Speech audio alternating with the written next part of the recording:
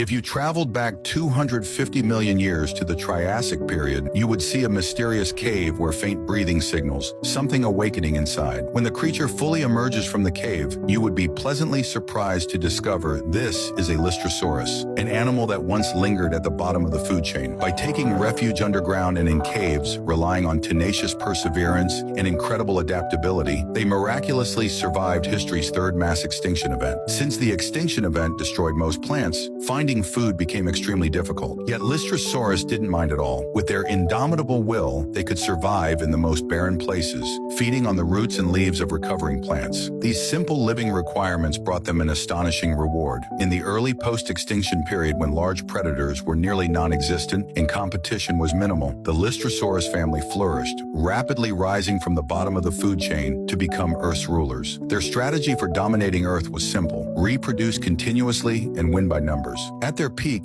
Lystrosaurus accounted for 3/4 of all land vertebrates, an achievement no other animal had ever accomplished. However, relying solely on quantity without quality meant this dominance wouldn't last long. As the Triassic landscape changed, Pangaea's temperatures began soaring, reaching up to 140 degrees Fahrenheit in the continental interior, creating the largest desert in Earth's history. Very few animals could survive in such deserts, except lizards, which became representative reptiles of the Triassic. Their superior adaptability allowed these reptiles to rise from the desert. By 248 million years ago, Lystrosaurus had ruled Earth for nearly 4 million years, but their days were numbered. The recovery of small plants made these gentle giants too complacent. They spent their days eating and playing without ambition. Meanwhile, their enemies, once insignificant small lizards, gradually evolved into 5-meter-long super predators called Erythrosuchus. As Earth continued recovering, these reptiles grew increasingly powerful, developing not only strong defenses, but also formidable hunting skills. Whenever an Erythrosuchus entered a Lystrosaurus herd, it was like a wolf among sheep. The small creatures had no chance to fight back or escape. The numerous Lystrosaurus became an all-you-can-eat buffet for reptiles. Large predators like Erythrosuchus weren't rare. Take these Chasmatosuchus, for example. Among the earliest known archosauromorphs, about 2 meters long, they behaved like modern crocodiles and lived near water. Lystrosaurus had a habit of periodic migration, often covering great distances that inevitably involved crossing rivers and lakes. Despite their bulky appearance, Lystrosaurus were actually strong swimmers. What Chasmatosuchus most looked forward to was precisely these Lystrosaurus river crossings. Prey and water were equally defenseless. This frenzied predation continued for countless years, gradually driving Lystrosaurus to extinction as Earth officially entered the age of reptiles. Various reptiles emerged during this period, making land competition extremely intense. Some reptiles, like sea turtles, couldn't endure life on land. Their ancestors Cautylosauria had crawled from sea to land, and now they returned from land to sea, evolving into marine turtles. This proved a wise choice as the oceans seemed to have regained vitality. However, nature appeared dissatisfied with this era's evolutionary progress, and another catastrophe struck. Pangaea began shaking as tectonic movements restarted, with the Atlantic Ocean beginning to take shape. From this moment, Pangaea would gradually split, eventually forming the northern Laurasia and southern Gondwana landmasses that would evolve into Earth's current continental configuration. When the Triassic disaster began, intense magma activity in the continental asthenosphere caused fiery eruptions reminiscent of the Permian extinction. Countless calamities reappeared after tens of millions of years. Scorching lava covered the land, vaporizing seawater upon contact and causing rapid temperature increases. A chain reaction followed. Massive CO2 released into the atmosphere increased greenhouse gases, causing temperatures to spike dramatically and accelerating ocean evaporation. In northern Pangaea, moist winds collided with 3-kilometer-high mountain ridges, creating a super monsoon weather system. Finally, rain came. As the source of life, the long-awaited rainwater made all things rejoice. However, this rain seemed excessive and showed no signs of stopping. Gradually, violent storms raged globally. This extraordinary downpour continued intermittently for nearly 2 million years. This became Earth's fourth mass extinction, the Triassic-Jurassic extinction event, eliminating 70% of species. In the aftermath, plants flourished again, with various conifers experiencing explosive growth that turned Earth green once more. These plants produced vast amounts of oxygen, gradually increasing atmospheric levels. A new era arrived faster than imagined. While former dominant species struggled to survive, one peculiar group rose dramatically due to these environmental changes. They would soon begin ruling the planet at an astonishing pace.